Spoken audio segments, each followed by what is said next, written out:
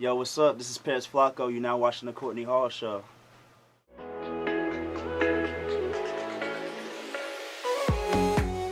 Alrighty, and thank you so much for tuning in to a new season of the Courtney Hall Show. I'm with a special guest. I say it all the time, but I'm with a special guest. You drove a long time just to get here. Thank you so much. I sure did. It's Paris Flacko. Hey, what's going on? What's good?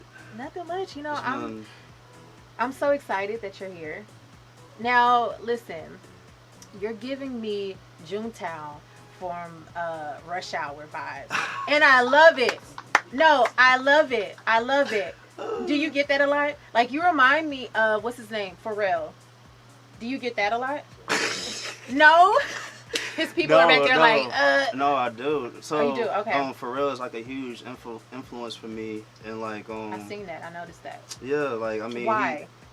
Shoot, this is crazy. So, I want to say, like, when I was young, of course, like, I heard Front and I heard the songs.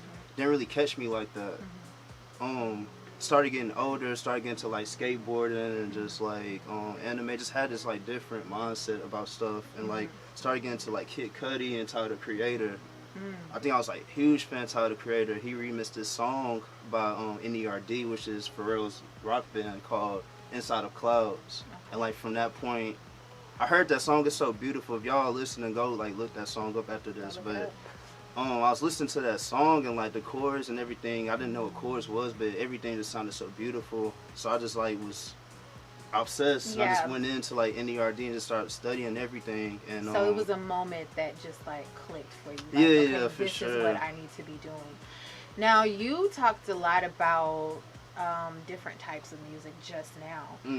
Now I got a little bone to pick with you because you said I surprise you all the time whenever I post like Paramore or, you know, different, you know, genres of music like that. I grew up in Spring, Texas. So, you know, I mean, I was around different people and I love what I love. So why did you say that?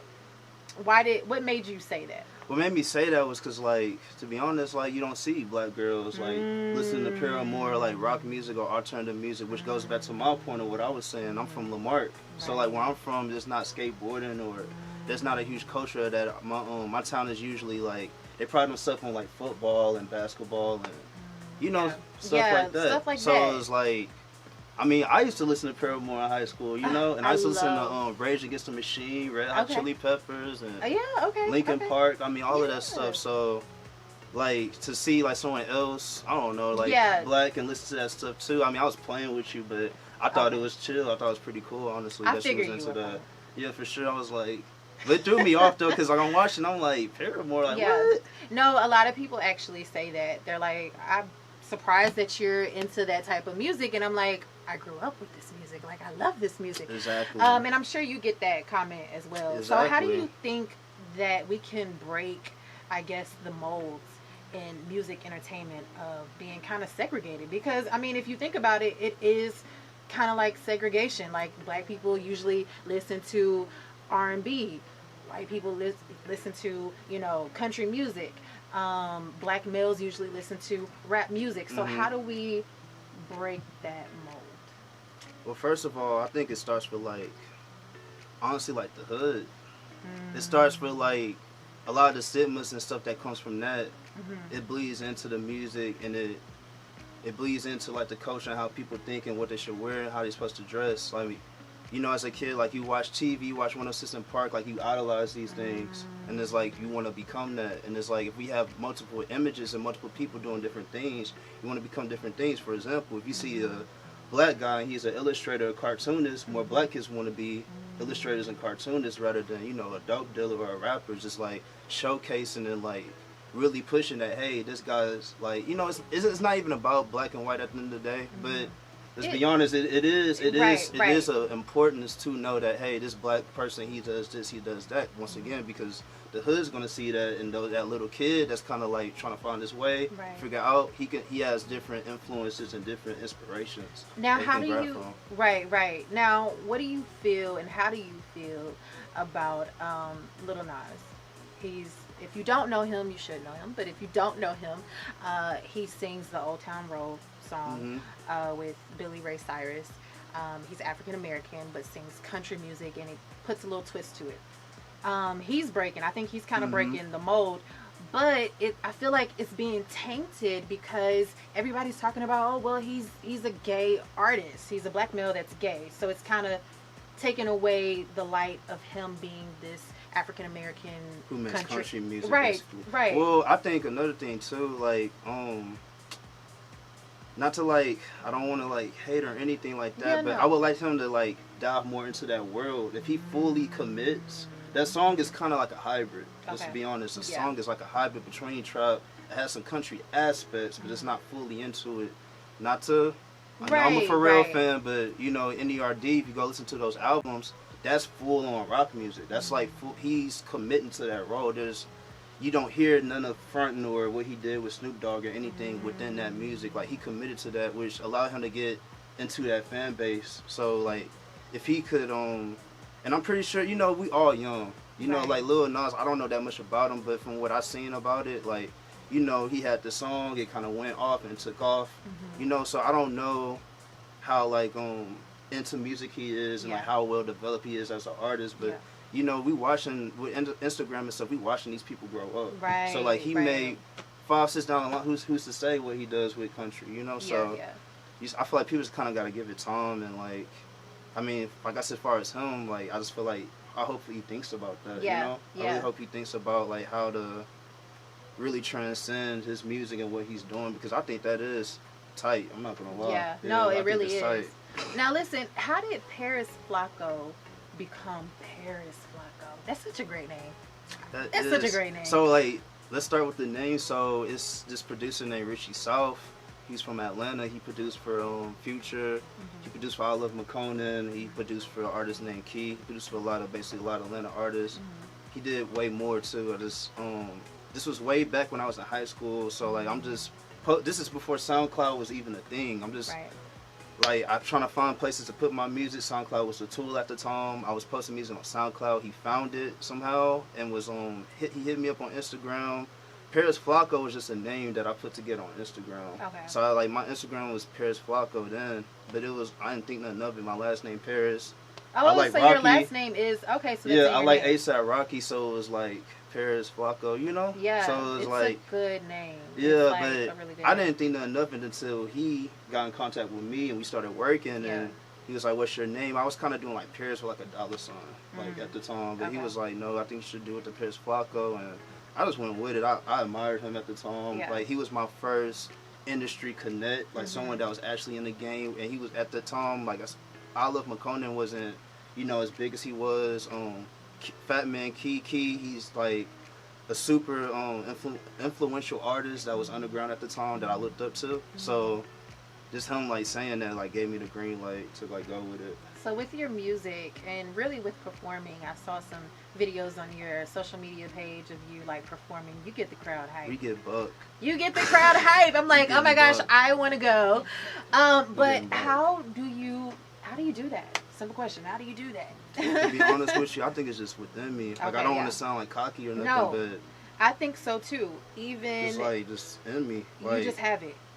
You just have the start. Like I said, first of all, like, I study the game. I'm a real student. Like, I studied the game. I've been watching hip hop and like. And you're only 22. I'm only 22. So how do you feel? You're only 22. You're coming into the music industry. How do you feel? Do you feel like there's any like people that are like, oh my gosh, you're too young, bye?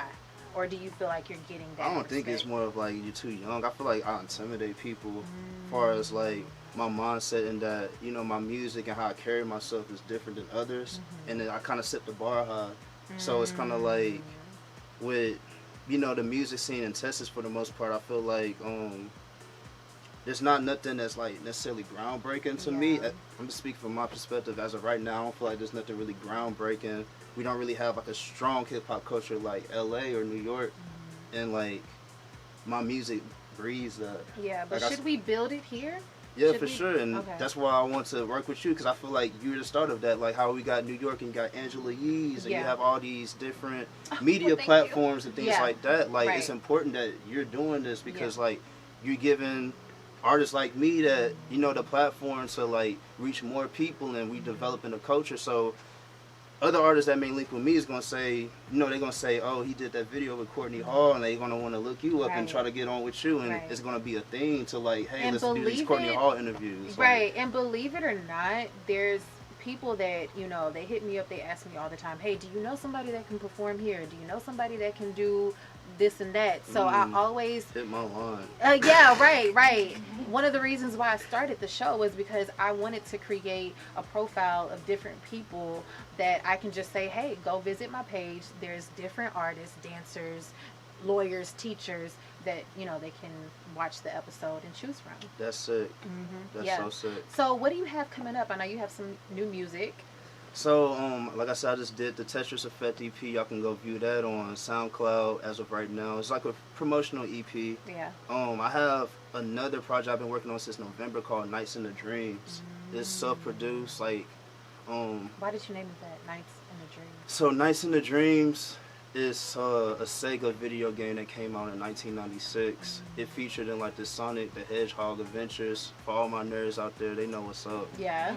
It was in Sonic Adventures, like in this pinball world, and like I played it when I was super young, and like video games is like a huge part of my life, and like as far as like my new me kind of just like developing my style and just like kind of coming to my own. I just definitely want to throw that into the midst of like what I'm doing. So Nights in the Dreams is like, it's crazy, man. Yeah, it's like it really baffles me to like even think about, talk about it, because like it's really deep. I really like dug into like things that I connect to in like my core, and like I really came into my own with like my production style and stuff. And like I said, it sounds like a video game. Yeah. Like the music actually sounds like I scored like a video game or something. Wow, and that was intentional. Yeah. Yeah, I love that. So where could we go to see you perform and all So I'm located in Austin right now. Things be kind of all over the place at times with like getting shows and getting stuff like that. But I have a show August 21st at Volstead. I think I'm opening up for a punk rock band. Nice. Yeah, so that's gonna be exciting. Nice. I never did that before, so that's gonna be pretty sick. I'm just trying to just really just kind of connect like with the right people and like do the right shows and just make the right moves. Yeah, make the right moves. But like I said, as far as right now, I'm really trying to get some videos out for the Tetris Effect that I did for Mo Promo and stuff. And the project is almost done for Nights in the Dream, so I'm just kind of wrap that up. And when do you think it's gonna be out? I would say no longer than like a month. Okay. It's really more of like when I'm putting it out. Yeah. Because I think it's you should come back to the show. Come back to the show and do like a mini performance. We'll have like a little setup and everything. You should definitely do that. I think that'll be like amazing. Cause you're a superstar. I'm sorry. Dang. You're a superstar. You are. You are. And I think, and I'll say this and then I'll move on to the next point. You're a superstar. You don't know what you have yet, but once it clicks, it clicked already what genre you need to do. But once it actually clicks on, this is who I am. Like, you either take me or you leave me. This is my price. This is my team. This is my... Once that all clicks, oh my God. Because I feel like Kanye West, like, all in the atmosphere right now. This shirt is Kanye West actually. Oh, is it? Shirt. Oh my God. So this brand is it's called a Bathing Ape. I know people watching, they know what's up. It's called a Bathing Ape. I only do classic Bape. I only do like stuff from like old school like Bape, like from 2006. So like Kanye West actually wore this shirt. Y'all can find a picture. Yeah, if we can find a picture, we'll definitely. I have it on my phone, but I'm not gonna do that right now. Well, send it to me and I'll post it on my Instagram and you all can check it out. Now listen, before we go, what would you say to your younger self? If you had to speak to younger Paris, what would you say to them? You need to play that piano, boy. You need to get on that piano. You need to start making those beats. You have to start getting your mind focused, and you need to listen to what your mom's saying right now. You need to listen to the elders around you. You need to stay humble, and you need to stay yourself, and like don't let people get to you. And like things is messed up right now. Things don't seem like what it's supposed to be right now, but you the future, and you know it. You gotta like stay knowing that. You know, like. Yes, that's pretty much it. You see, he's so deep. And he's so fun. Where can we find you? Where can we follow you? Instagram, SoundCloud. I have a Twitter, but I'm not that active on it. I mean, that's really about it. To be honest with you, like I be on like Instagram and like internet and stuff, but I'm super like artistic and like I am outgoing at times, but I can't like be to myself. Yeah. So like I'm always like working on like something. Like I said, I'm trying to kill the game. I'm really trying to influence a lot of people to be better and to do bigger things so that I can do bigger and better things. Right. And just really like just have that energy going and like I thrive for that. Yeah. So there's a lot of behind the scenes stuff going on right now. Yeah. So before we go, what do you do for your community? This show is all about, you know, shedding light on people who are doing amazing things for their community or doing something for their own community. So, you know, what do you do? So, like, I talk to everyone I get a chance to talk to. Just like, you know, I'm a regular person. Like, I may be a superstar and stuff, but I still have to work a job. I still have to live in this world and carry on. And, like, anytime, I see someone young or anything like that, I'm always speaking to them, always giving them game. Yeah. Not that long ago, I did a show called Sounds and Colors. I actually made food for myself. Like, I made tacos and stuff, and basically pretty much did everything. I got artwork done for the show. Pretty much organized everything and like played on nothing but like 2000s music, just educating like the younger kids and people my age on what was before, you know, and like just kind of get them. And it wasn't like nothing lame. Like I'm not playing like, I don't know, like it's getting hot in here or something like that. You know, I play like super eclectic, like Kanye music, Pharrell, Khalees, Cameron, Dipset, Jay-Z, all the good classic stuff that, you know, some people may have slept on. So I felt like that was like real good for especially the Austin community. They don't really have like a huge like urban hip hop scene or nothing like that out there, and like the lack of like knowledge about hip hop culture is like a lack out there. So I felt like that was like a lot of people left like, yo, like this is.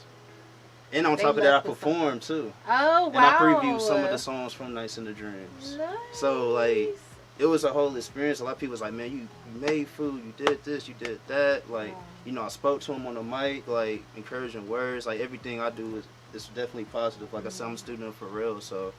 Yeah. Oh, that's so awesome. Once again, where can we find you? Where can we follow you? Like I said, man, Paris Flacko, everything. Anything that you can find is pretty much Paris Flacko. But I'm mainly on that Instagram, so y'all go follow me on Instagram, get active on there. And that's really about it. Name? Yeah, Paris Flacko. Okay. SoundCloud, Paris Flacko, everything, Paris Flacko. Yep. Google well, that's me. it. Well, thank you. Google me. Thank you so much for coming on the show. I really appreciate it. We got to do this one more time, and I'm definitely down for the show. Yeah, we should definitely. Yeah. Now, can you freestyle for us before you go? Okay. So, thank you. No, yeah, you'll definitely have to come back. You're such a good energy, positive vibes, definitely for sure. You're a superstar, and I can't wait to say, oh my gosh, he was on my show. So thank you for coming, and thank you all for watching. And no matter what, be your best, and whatever you think of yourself, you can do, okay? For sure. Yeah. Bye. Bye, y'all.